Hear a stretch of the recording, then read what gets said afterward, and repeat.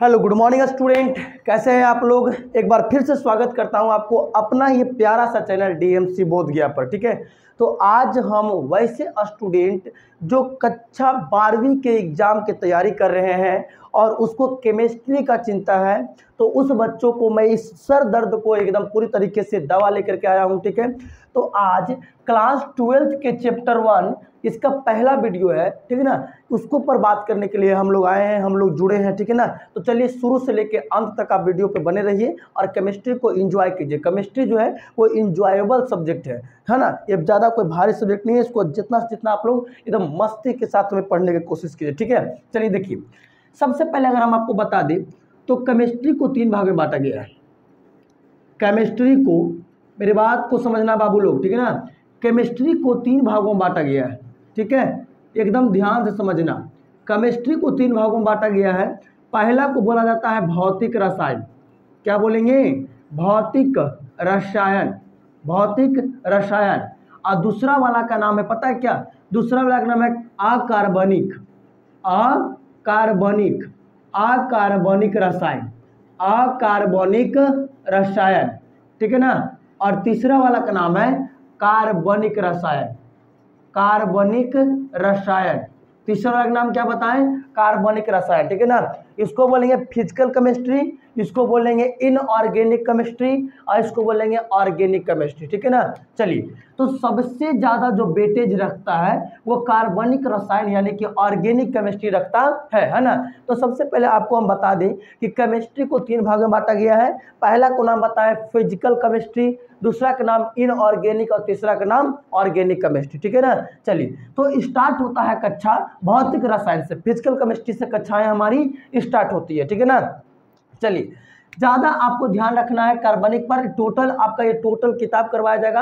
आप चैनल पर नए हो तो चैनल को सब्सक्राइब करके रख लो, ये आपके बहुत काम का चैनल है। ठीक है ना। एकदम आपका एकदम दिलों और दिमाग तक इस बात को पहुंचाने के लिए मुझे जो करना पड़ेगा वो करेंगे। ठीक है ना, एकदम शांति भाव से समझने की कोशिश कीजिएगा। सबसे पहले आज हम स्टार्ट कर रहे हैं फिजिकल केमिस्ट्री यानी भौतिक रसायन। ठीक है ना, फिजिकल केमिस्ट्री यानी भौतिक रसायन। आप कहिएगा सर यहाँ से स्टार्ट कर दीजिए। बाबू रे ध्यान से सुनो मेरे बात को। ठीक है ना, ये भी स्टार्ट होगा और ये भी स्टार्ट होगा। क्यों ना हम लोग एकदम कदमों के साथ बढ़ते चले। ठीक है ना, तो इसीलिए सबसे पहले मैंने इसको छोड़ दिया और एक कड़ी से इस बातों को लेके चलेंगे। फिजिकल केमिस्ट्री में क्या होगा, यानी कि भौतिक रसायन में आपको जा करके ठोस ठोस द्रव गैस है ना, ये पदार्थ के कण के बारे में बात किया जाएगा। और अकार्बनिक में क्या होता है, पीरियोडिक टेबल पर बात करेंगे है ना। वर्ग 15 के तत्व, वर्ग 16 के तत्व, वर्ग 17 के तत्व है ना, ये टोटल यानी कि पीरियोडिक टेबल आवर्त सारणी पर बात होता है। किसमें? अकार्बनिक में। और कार्बनिक में क्या होगा, आपको टोटल जाकर रिएक्शन जितना भी होता है ना वो कार्बनिक में ही ज्यादा करके मिलते हैं। ठीक है ना, आपका बेंजीन, हेलोबेंजीन है ना, chloroethane, alkyl, ethyl bromide, total आपको यही सब में मिलेगा। ठीक है ना। तो चलिए आज हम लोग स्टार्ट करते हैं भौतिक रसायन। ठीक है ना, मेरे बात को समझना। देखो बउआ लोग, भौतिक रसायन में क्या होता है, भौतिक रसायन में यानी फिजिकल केमिस्ट्री के आज आपका पहला चैप्टर है जिसका नाम है ठोस अवस्था। देखो मेरे बात को समझना, जब आप क्लास 11th में होंगे, क्लास 11th के बच्चों के लिए बोले, ठीक ना, मतलब बच्चों के लिए नहीं बोले, बोल तो रहे 12th के लिए, लेकिन जब आप क्लास 11th में होंगे तब आपको वो बात पढ़ाया गया होगा। अच्छा एक बात बताइए, सबसे पहले 11th वाला बात बताइए। अगर आपको हम बता दें, एक छोटा सा शब्द पूछते हैं पदार्थ, अगर पदार्थ पूछे कि पदार्थ कितने प्रकार के होता है तो आप कितना बताइएगा? 3 प्रकार के पदार्थ। कितना प्रकार के? 3 प्रकार के। कौन कौन हो गया? तो ठोस पदार्थ, दूसरा हो गया क्या, द्रव पदार्थ है ना, द्रव्य पदार्थ, उत्तरी द्रव्य पदार्थ, और तीसरा हो गया गैस, गैस पदार्थ। ठीक है ना। पदार्थ कितने प्रकार के? 3 प्रकार के। कौन कौन?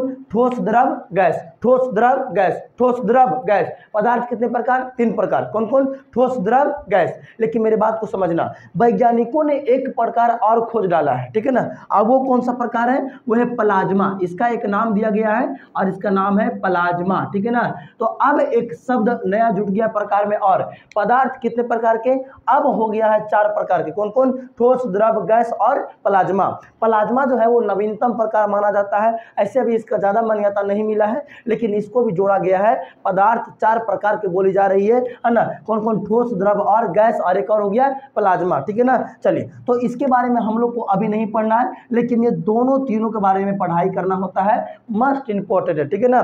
चलिए, अब एक बात बताइए, ये ठोस क्या होता है, द्रव क्या होता है, गैस क्या होता है? वो बात अगर आप लोग एकदम बुचकुलिया बात सीखे होंगे, है ना, एकदम टुटपुंजिया बात सीखे होंगे कि ठोस क्या है, तो जिसका आकार निश्चित होती है, हाँ बबुआ निश्चित होती है, मानते हैं। लेकिन हम लोग वैसा नहीं, हम लोग कुछ और देखेंगे आज, है ना। कुछ अच्छे भाषा से, एकदम बहुत भारी भारी शब्दों में तो नहीं कर सकते हैं, लेकिन एकदम 12वीं कक्षा लायक जो होती है ठोसों का परिभाषा, वो देखेंगे, ठीक है ना। चलिए, द्रव के बारे में सीखेंगे, आपका गैस के बारे में सीखेंगे। तो सबसे पहले मेरी बातों को समझने की कोशिश करना। देखो, अच्छी एक बात समझो, आकर्षण बल क्या होता है मालूम है आप लोग को? आकर्षण बल क्या होता है?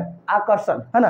आकर्षण बल कहने का मतलब होता है कि आपस में खिंचाव करने वाला बल, ठीक है। तो समझने की कोशिश कीजिए। देखिए बाबूरी, ठोस पदार्थ जो होती है, और एक हो गया द्रव्य, और एक हो गया गैस। ठोस, द्रव, गैस, इसको इंग्लिश में लिखते चलेंगे, ठीक है ना। इसको बोलेंगे सॉलिड, इसको बोलेंगे लिक्विड, इसको तो गैस बोलवे करेंगे, ठीक है। सॉलिड, लिक्विड और गैस, ठीक है ना। चलिए, अब मेरे बात को समझना, इसमें क्या होता है, इसमें जो ठोस पदार्थ होती है उसमें जो कण होता है, देखो ये जो मार्कर है, ठीक ना, मार्कर के जो बनावटी है वो भी एक कणों के मिलने से बना है, ठीक ना। दुनिया में कोई भी ऐसा पदार्थ नहीं है जो कण का नहीं हो, है ना। वो सारा का सारा पदार्थ कणों का मिलने से बना, ठीक ना, कणों के मिलने से बना है। तो कुछ ऐसा पदार्थ, कण क्या होता है? छोटे छोटे कण, जैसे आप लोग कभी देखे होंगे, अगर आपके घर के आसपास, घर में कहीं पे खिड़की है, जो भी है ना, उसमें अगर आप बढ़िया से देखिएगा तो अगर धूप आ रहा होता है तो वहाँ पर आपको कुछ धूल कण उड़ता हुआ प्रतीत होगा, है ना। तो वही क्या है? कण है। तो कण क्या होता है? कोई कोई ऐसा पदार्थ है जिसमें कण जो है ना वो काफी सटा हुआ रहता है। मेरे बात को सुनना, कोई कोई ऐसा पदार्थ है बउआ जिसमें कण जो है वो आकर्षण बल ज्यादा रखते हैं, और उसी को कहते हैं ठोस, ठीक है। और जिसमें थोड़ा सा कमजोर बल रहता है, तो यानी कि उस दूर दूर में रखेगा, और आप बोलेंगे द्रव, और जिसमें एकदम बहुत दूरों पर रहता है उसको बोलेंगे गैस, ठीक है ना। नहीं समझ में आया होगा? देखो समझो, मान लेते हैं कि एक कण यहाँ है, इस प्रकार से कण हम बैठा दिए, ठीक है ना, एकदम बैठा बैठा के कण को हम रख रहे हैं, ठीक है। मान लेते हैं कि ऐसा कोई इस प्रकार से कण यहाँ बैठा है, ठीक है ना। अब यहाँ है, और एगो यहाँ देखो, ये हो गया, और एक देखो। अब इससे समझने की कोशिश करो। देखो, इसमें अगर इस छोटे छोटे कण को बोले तो एक जगह पे जमा है, जमा बोल सकते हैं, तो एकदम सटा हुआ है ना। तो आपको कोई बोलेगा कि ठोस क्या है, तो बोलेंगे पदार्थ की वह अवस्था जिसमें कण के बीच आकर्षण बल बहुत ज्यादा मजबूत होता हो, है ना।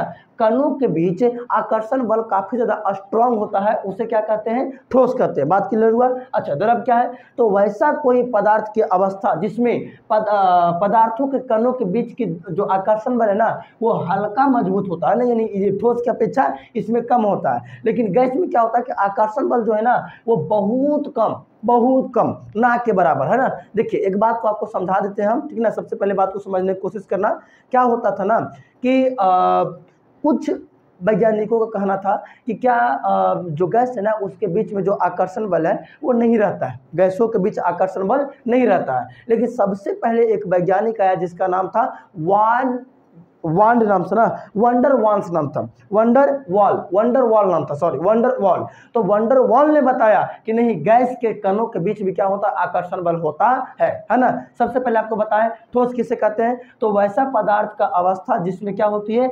जिसमें कणों के बीच आकर्षण बल काफी ज्यादा स्ट्रांग होता है। द्रव क्या होता है? तो जिसमें कणों के बीच आकर्षण बल थोड़ी ठोस की अपेक्षा ज्यादा, मतलब कि मजबूती नहीं होती है ना। और गैस के बीच तो काफी ज्यादा दूर दूर में कण होता है ना। तो ये आपको समझा दिए ठोस क्या होता है। देखो, 11th क्लास में क्या होता है, गैस के बारे में पढ़े होंगे आप लोग, ठीक है। 11th क्लास में गैस के बारे में पढ़े होंगे, तो 11th क्लास में ये आपका गैस के बारे में टॉपिक क्लियर हो गया होगा। अब रह गया ठोस और द्रव। ठोस और द्रव, तो ठोस और द्रव आपको कक्षा 12वीं में पढ़ने को मिलेगा, जो कि अभी आप लोग पढ़ रहे हैं, ठीक है। तो सबसे पहले आपको मिलेगा द्रव के ठोस के बारे में, बाद में मिल जाएगा आपको द्रव के बारे में, ठीक है। तो चलिए अब इसको आगे लेकर के चलते हैं और आगे आपको समझाते हैं ठोस क्या होती है पूरा डिटेल में, ठीक है ना। चलो,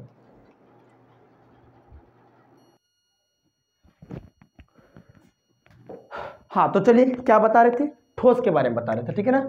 तो ये चैप्टर में हम लोग स्पेशल क्या पढ़ेंगे, ठोस के बारे में पढ़ेंगे, यानी सॉलिड के बारे में पढ़ेंगे कि सॉलिड क्या होता है, ठीक है ना, समझना। तब बोले इसका परिभाषा क्या बोले कि पदार्थ का वैसा अवस्था, पदार्थ का वैसा अवस्था, पदार्थ का वैसा अवस्था, पदार्थ का वैसा अवस्था जिसमें जिसके लिखो, जिसके कणों के बीच, जिसके कणों के बीच आकर्षण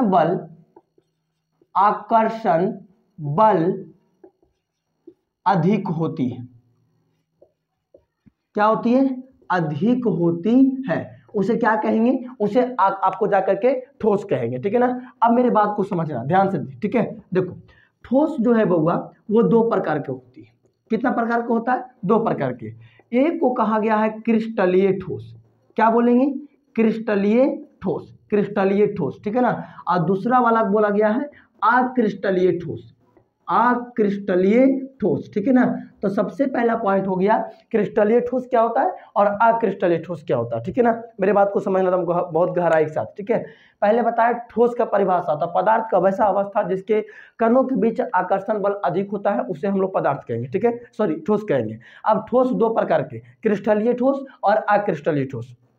अब एक बात को समझना, ये क्रिस्टलीय ठोस क्या होता है और अक्रिस्टलीय ठोस क्या होता है, मेरी बात को समझना, ठीक है। सॉलिड के मतलब समझ में आ गया है ना।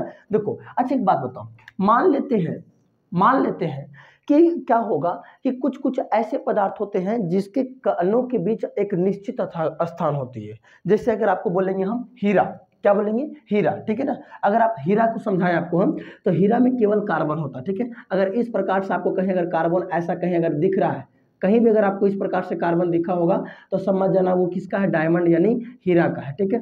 ये किसका संरचना बना रहे हैं हम, ये आपको जाकर के हीरा का संरचना बना रहे हैं, ठीक है ना। चलिए ये हीरा का है,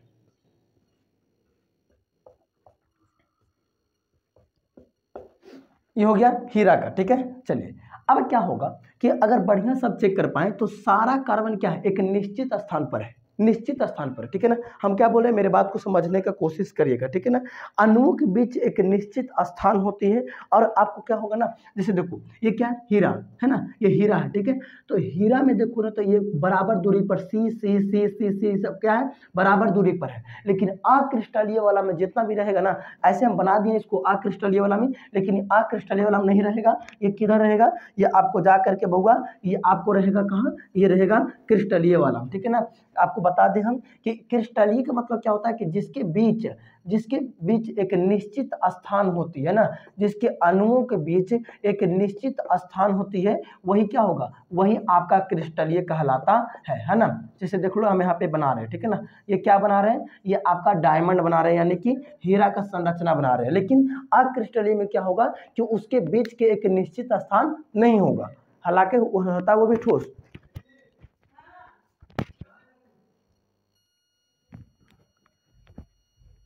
हाँ तो क्या बता रहे थे आप लोग को, बीच में थोड़ा सा लाइट कट जाने की वजह से दिक्कत हो गया, ठीक है ना, पहले ध्यान दीजिए, ठीक है।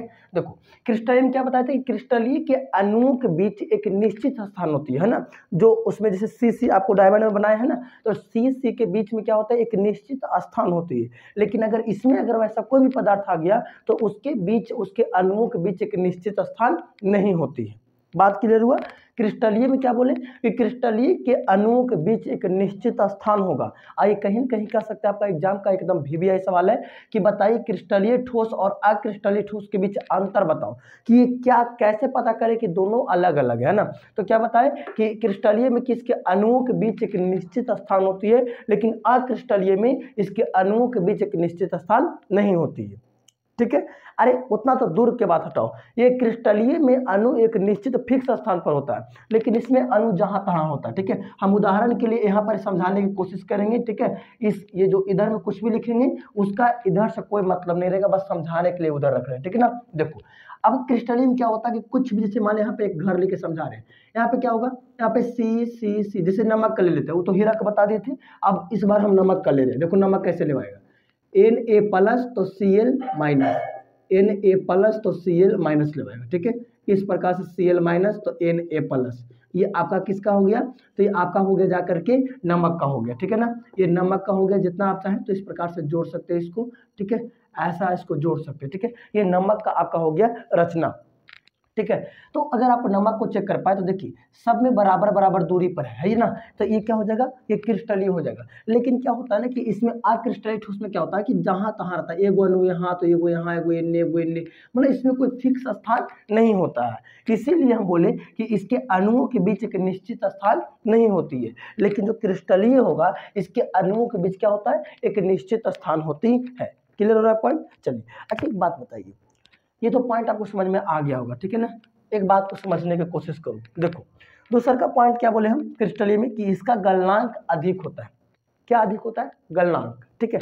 अच्छा एक बात बताइए सर, ये गलनांक क्या होता है, गलनांक होता क्या है, ठीक है। मेरी बात को सुनो, ठीक है। गलनांक कहने का मतलब होता है कि जितना ताप देने पर वो गलना चालू कर दे। कोई भी ऐसा पदार्थ है जिसको जितना टेम्परेचर देंगे, तापमान देंगे, अब उतना तापमान पर अगर वो गलना चालू कर देगा तो उसको कहेंगे कि उसका गलनांक है उतना। हाँ समझ में, ठीक है। तो नमक का जो गलनांक होता है बउआ, एक बात बताएं आप लोग को, नमक का गलनांक बहुत ज्यादा होता है। जो क्रिस्टलीय ठोस कुछ भी रहेगा ना उसका गलनांक बहुत ज्यादा होता है। जो नमक होता है, नमक यानी कि NaCl, उसका गलनांक 801 डिग्री सेल्सियस है, 801 डिग्री सेल्सियस, ठीक है ना। और कॉपर सल्फाइड जो होती है CuSO4, इसका जाके आपका 200 डिग्री सेल्सियस होता है। गलनांक होता क्या, देखो मेरे बात को समझो। मान लेते हैं कि मेरे पास ये नमक है, ठीक है। अब ये नमक को हम टेम्परेचर दिए, ठीक है, टेम्परेचर दिए, तो टेम्परेचर देने के बाद इसको गलाना चालू करेगा। जो कार्बन और सोडियम और क्लोराइड के बीच के जो बंधन है ना, इसको तोड़ना चालू करेगा। जो तापमान रहेगा ना, तापमान यानी इसको बोलेंगे आग, है ना। जब जो तापमान देंगे वो इसको तोड़ेगा, बंधन को तोड़ेगा, सबको तोड़ेगा, तो उसी को कहा जाता है गलनांक, ठीक है ना। अब मेरे बात को समझो, तो नमक को कितना डिग्री सेल्सियस पर गलनांक चालू करेंगे, तो ये आपको 801 डिग्री सेल्सियस पर, ठीक है ना। अगर एक सवाल आपसे पूछते हैं हम कि बताइए कितने बच्चे ऐसे हैं जो नमक को पिघलते देखे आज तक, तो काफी बच्चे कहेंगे हाँ सर हम लोग देखे हैं कि कोयला वाला चूल्हा रहता है ना, चाहे तो कोई भी चूल्हा रहेगा, अगर उसमें नमक को डालेंगे तो वो पिघलना चालू करे। नहीं नहीं नहीं, आप पिघलते नहीं देखे, आप उस नमक को घुलते देखे, है ना, वो घुलते देखे, आप पिघलते नहीं देखे। नमक को पिघलने के लिए तापमान कितना चाहिए, 801 डिग्री सेल्सियस, ठीक है। और जो भी मेरे पास क्रिस्टल रहेगा उसका तापमान हाई देना पड़ेगा ताकि वो क्या हो जाए, उसका गलनांक, है ना, क्योंकि सब एकदम निश्चित बंधन पर होती है, इसीलिए उसका तापमान आपको जा करके ज्यादा हो जाएगा, ठीक है ना। चलिए, और इसका जो है उसका अणु जो है इसके बीच के बंधन बहुत ज्यादा दूरी पर होती है, इसका कोई फिक्स स्थान नहीं होता है, इसीलिए आपका जाके इसका जो गलनांक है वो बहुत ज्यादा कम हो जाएगा, ठीक है ना। ये बात आपको क्लियर हो गया। अब एक बात समझना, ये क्या है, क्रिस्टल में आपको विषमदैशिक होती है और इसमें क्या हो गया, समदैशिक। अब कैसे पता करें कि समदैशिक क्या होगा और विषमदैशिक क्या होगा, ठीक है ना। अब इस बात को समझाने के लिए आपको थोड़ा सा हमको एक छोटा सा यहाँ पर एक डेमो देना पड़ेगा, ठीक है। देखो सीखो,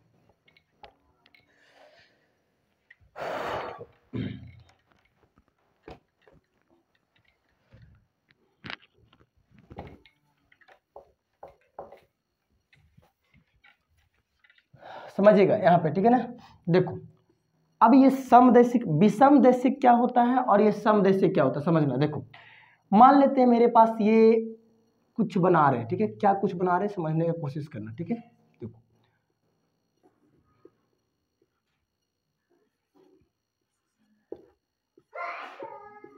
देखो ये जो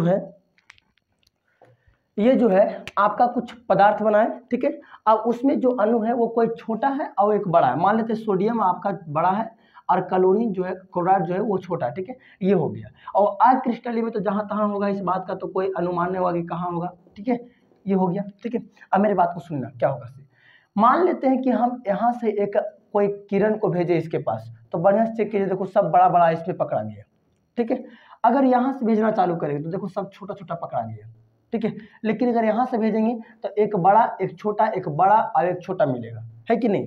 मान लेते हैं कि अगर इस प्रकार के कोई पदार्थ है मेरे पास, इसमें अगर किरण को भेजेंगे तो अगर ये कोना से भेजेंगे तो सब बड़ा बड़ा मिलेगा, अगर इधर से भेजेंगे तो सब छोटा छोटा मिलेगा। लेकिन अगर इधर से जाएंगे तो एक बड़ा एक छोटा, एक बड़ा एक छोटा, एक बड़ा और एक छोटा, है ना, छोटा, है ना। तो इस प्रकार से कहेंगे कि इसका कोई निश्चित स्थान नहीं है कि, है ना, मतलब कैसे कहाँ पे क्या जाएगा इसका कोई निश्चित नहीं है ना। यानी कभी बड़ा तो कभी छोटा, तो उसी को बोलेंगे कि इसकी प्रकृति विषम दैशिक होती है, इसका कोई भी दिशा नहीं होता। जिधर से दीजिएगा तो उसका मतलब कि कभी बड़ी की ओर जाएगा तो कभी छोटी की ओर जाएगा, इसका कोई मतलब डिफाइन नहीं दिशा है। लेकिन इसमें चलेंगे तो ये समदैशिक होती है। समदैशिक कहने का मतलब कि आप इधर से भेजिए प्रकाश, कणों से भेजिए प्रकाश, इसमें कोई मतलब नहीं है, हमेशा ये एक ही दिशा में चले, क्योंकि इसके बीच कणों का बीच के कोई स्थान नियंत्रित नहीं रहता है। आया समझ में। तो आपको एक बात बता दें कि आगो क्रिस्टलीय जो होती है वो विषमदैशिक होती है और अक्रिस्टलीय जो होती है वो समदैशिक होती है, ठीक है ना। चलिए, तो केमिस्ट्री क्लास को यही रखेंगे, आपको मिलेंगे कल के क्लास में, ठीक है ना। आज संडे था तो ज़्यादा क्लास नहीं करा पाए, कुछ कुछ करा दिए, ठीक है ना। बाकी सब मंडे के क्लास चालू करेंगे तो मंडे का आपको करवा दिया जाएगा, ठीक है। ओके, बाय सभी को।